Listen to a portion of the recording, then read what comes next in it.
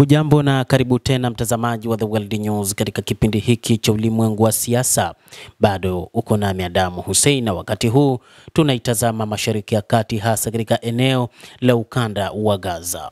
Mwanadiplomasia mkuu wa Umoja wa Ulaya Kaja Kallas anasema kuwa mashambulizi ya Israel huko Gaza ni kwamba yamevuka mipaka ya kile kinachohitajika kukabiliana na Hamas, huku idadi ya vifo ikizidi kuongezeka. Kaja Kallas anasema ulimwengu unalia, Umoja wa Ulaya unalia, Wapalestina wanalia, Waarabu wanateseka katika eneo la ukanda wa Gaza.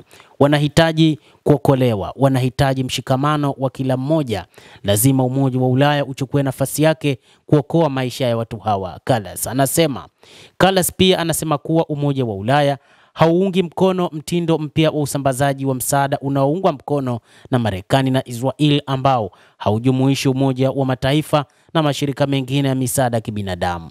Hatuungi mkono binafsishaji wa usambazaji wa misaada ya kiutu. Misaada ya kibinadamu haiwezi kutumiwa kama silaha, anasema Kaja Kallas.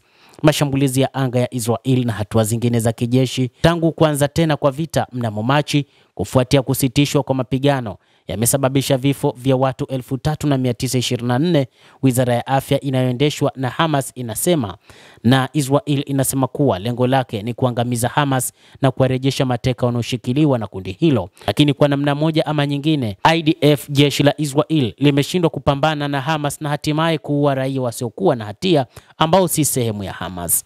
Kauli ya Kallas inakuja baada ya kansela wa Ujerumani Friedrich Merz kusema kuwa haelewi tena malengo ya Israel katika eneo hilo ambalo amelizingira. Mbinu ambayo inawahangaisha raia haiwezi tena kuhalalishwa kuwa mapambano dhidi ya ugaidi wa Hamas, alisema. EU ni mmoja wa wafadhili wakubwa wa misaada ya kibinadamu kwa Gaza, lakini Kallas anasema sehemu kubwa ya misaada hiyo haiwezi kuwafikia Wapalestina wanaohitaji.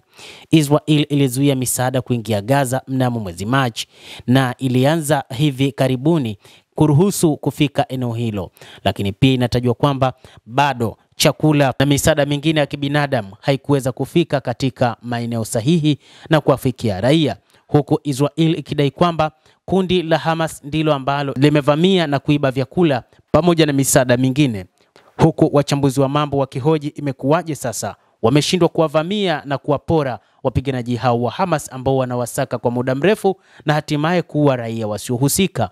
Hayo ni maswali ambayo Israel kupitia jeshi lake la IDF limeshindwa kuyajibu, na wachambuzi kusema kwamba hizo ni propaganda na hila za Israel katika kuona kwamba wanaua raia bila sababu za msingi.